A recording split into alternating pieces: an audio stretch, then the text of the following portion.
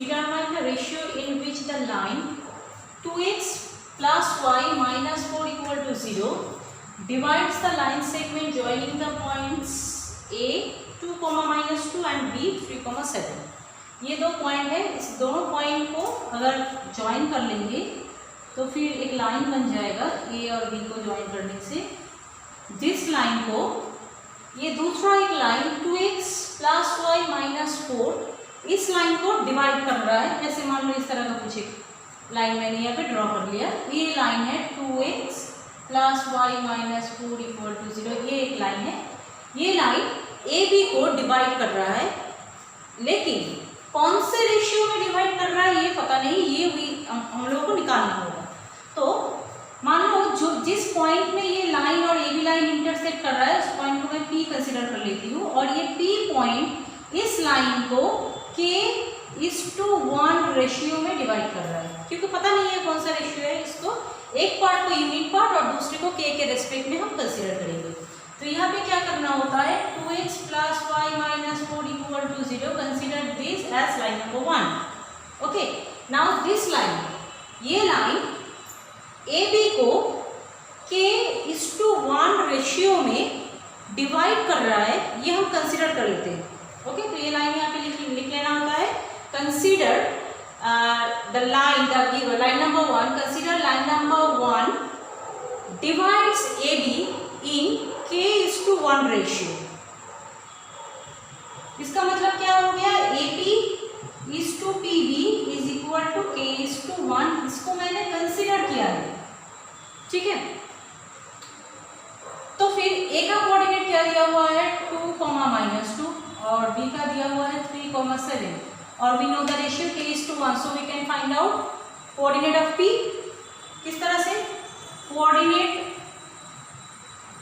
Of P क्या होगा, इसका coordinate K into 3 that is 3K plus 1 into 2 plus 2 upon K plus 1, ratio का addition, ये हो गया x का वैल्यू। फिर y K into 7 that is 7K plus 1 into minus 2 that is -2 इस प्लस के साथ हो जाने से -2 ही हो जाएगा, डिनोमिनेटर में हो गया K प्लस 1, ठीक है। तो फिर इस P पॉइंट का, ये जो P पॉइंट यहाँ पे बना है, इसका कोऑर्डिनेट हो गया 3K plus 2 upon K plus 1 and 7K minus 2 upon K plus 1। Clear. अभी अच्छी तरह से देखो, ये जो पॉइंट है ना P, ये जिस तरह से AB लाइन के ऊपर है उसी तरह से ये इस लाइन के ऊपर भी तो है। तो फिर इस P पॉइंट में जो x है और P पॉइंट का जो y है, इसको यहाँ पे सब्स्टिट्यूट कर देंगे हम। ये पहले भी इस तरह का वीडियो 1 जो पार्ट 1 का वीडियो था पिछले क्लास का, उस वीडियो में ये ऑलरेडी दिखाया है मैंने कि अगर कोई एक पॉइंट किसी एक लाइन के ऊपर लाई कर रहा है तो उस पॉइंट का x और y कोऑर्डिनेट, इसके करस्पॉन्डिंग x और y का कोऑर्डिनेट, x और y के हम सब्स्टिट्यूट कर सकते हैं।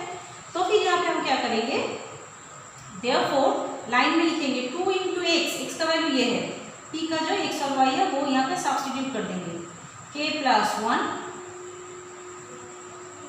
2x हो गया प्लस y है 7K minus 2 upon K plus 1 minus 4 equal to 0। यहाँ पे हम क्या करेंगे, इसको सॉल्व करेंगे और यहाँ से K का वैल्यू निकल आएगा, क्योंकि यहाँ पे सिर्फ अननोन वैल्यू है, अननोन वेरिएबल है K, जिसका वैल्यू यहाँ पे निकल आएगा, ठीक है।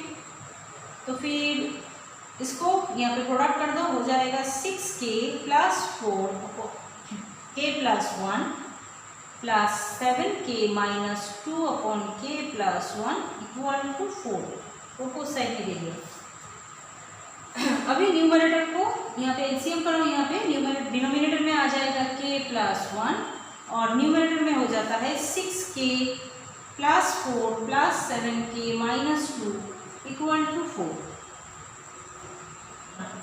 6K plus 7K is 13K minus plus 2 is equal to, ये K प्लस 1 इस तरह पे प्रोडक्ट कर देंगे, हो जाएगा 4K प्लस 4, ठीक है। अभी K को एक साइड में लाएंगे और न्यूमेरिक वैल्यूज को दूसरे साइड में, तो 13K minus 4K is equal to 4 minus 2, 9k equal to 2, that implies k equal to 2/9।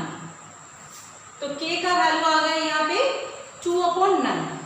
Ratio क्या होगा, रेशियो ऑलरेडी क्या था, k:1 हम लोगों ने कंसीडर किया था यहाँ पे। तो k का वैल्यू कितना है 2/9:1। अभी देखो रेशियो प्रोपोर्शन चैप्टर में रेशियो का जो कंसेप्ट था उसमें हम लोगों ने क्या पढ़ा था कि रेशियो कभी भी फ्रैक्शन में नहीं हो सकता है, इसको इंटीजर में कन्वर्ट करना होता है। तो इंटीजर में किस तरह से कन्वर्ट करेंगे, डिनोमिनेटर में जो फ्रैक्शन का डिनोमिनेटर है 9, दोनों वैल्यूज को 9 लेके प्रोडक्ट कर देंगे। तो ये हो जाता है 2/9 × 9 दोनों में ही हम क्या करेंगे 9 प्रोडक्ट कर देंगे। तो फिर ये वैल्यू हो जाता है 2:9। So the ratio becomes 2:9। ठीक है, 2:9 हो गया ये रेशियो। मैं थोड़ा सा रिपीट कर देती हूँ प्रोसेस क्या है। अगर कोई एक लाइन दिया रहेगा जो दो पॉइंट्स को ऐड करने से जो लाइन बनता है उसको डिवाइड कर रहा है किसी ना किसी रेशियो में, रेशियो पता नहीं है हमको, तो वहां पे k:1 कंसीडर करना है। पहले p का कोऑर्डिनेट इस तरह से निकालना होगा, क्योंकि ये प्रोसेस तो हमको पता है कोऑर्डिनेट किस तरह से निकालते हैं। p का कोऑर्डिनेट निकालने के बाद अभी देखो p जो है वो ab में भी है और p उस लाइन में भी है। तो p में जो x और y का वैल्यू आ रहा है दैट इज ये इस तरह का कुछ वैल्यू आएगा, उस वैल्यूज को यहाँ पे x और y जो लाइन दिया हुआ है उसे x और y में सब्स्टिट्यूट कर देंगे, जहाँ से हमको k का वैल्यू मिल जाएगा। और अगर k डायरेक्ट यहाँ पे इंटीजर होता, मान लो k का वैल्यू यहाँ पे 4 आया था, इस तरह से अगर आएगा तो डायरेक्ट 4:1 होगा क्योंकि वो इंटीजर ही है। और अगर k का वैल्यू फ्रैक्शन में आता है तो यहाँ पे जाके उसको इंटीजर में कन्वर्ट कर लेना है। ठीक है, so this is the process.